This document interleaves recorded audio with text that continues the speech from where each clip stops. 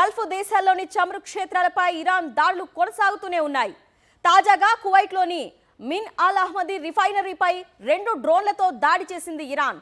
దీంతో రిఫైనరీలోని కొన్ని యూనిట్లలో భారీగా మంటలు చెలరేగాయి. మిడిల్ ఈస్ట్లో అతి పెద్దదైన ఈ రిఫైనరీలో రోజుకి 7,30,000 బ్యారెల్స్ చమురు ఉత్పత్తి అవుతుంది.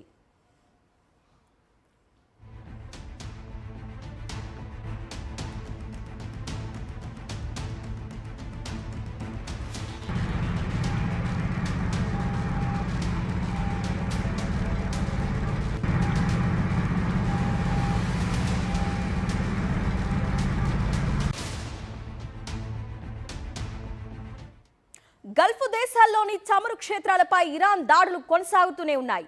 తాజాగా కువైట్లోని మినా అల్ అహ్మదీ రిఫైనరీపై 2 డ్రోన్లతో దాడి చేసింది ఇరాన్. దీంతో రిఫైనరీలోని కొన్ని యూనిట్లలో భారీగా మంటలు చెలరేగాయి. మిడిల్ ఈస్ట్లో అతి పెద్దదైన ఈ రిఫైనరీలో రోజుకి 7,30,000 బ్యారెల్స్ చమురు ఉత్పత్తి అవుతుంది.